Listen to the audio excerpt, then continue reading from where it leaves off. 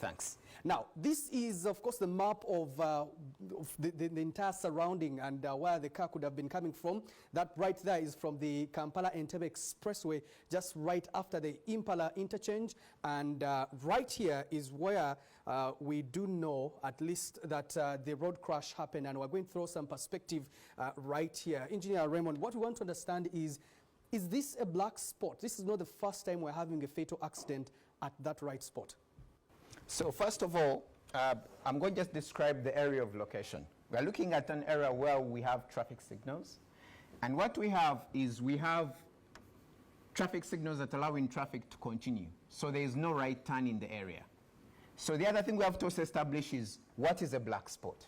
A black spot is an area whereby in the past 10 years, we've had 10 fatal accidents. Now, the accidents we classify accidents in 3 categories.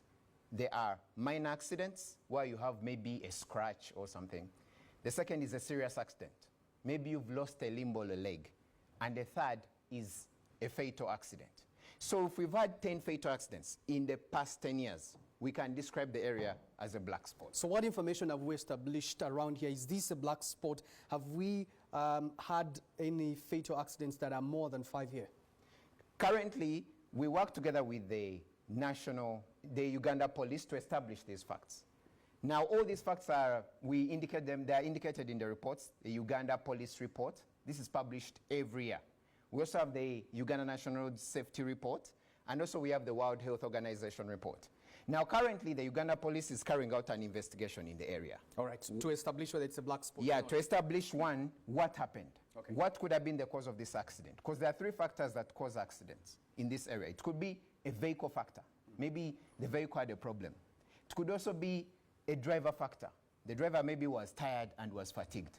The third could be a road factor. Okay, maybe the road was smooth. So you find that in the end, when we establish these facts, we're able to come up with a suitable intervention. Is there something strange around this area that could have forced the truck not to brake as it should be and then ramming into another?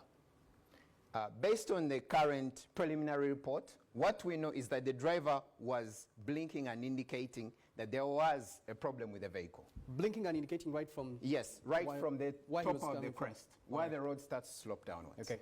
And then he noticed that he's not going to make it because the lights were still red. Okay. That's when he took an evasive maneuver to try and head towards the median. This is this direction here.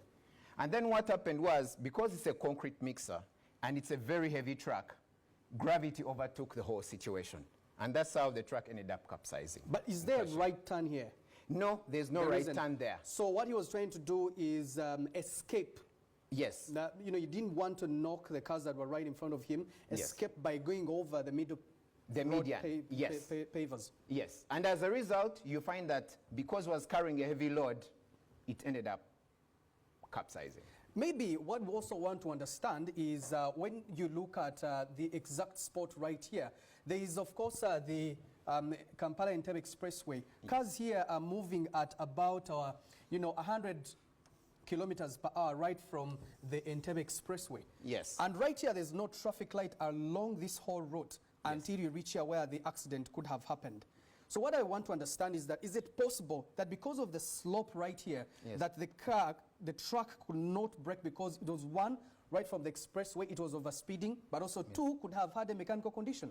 Yes. So one is the Kampala-Entebbe Expressway has a speed limit of 100 kilometers per hour.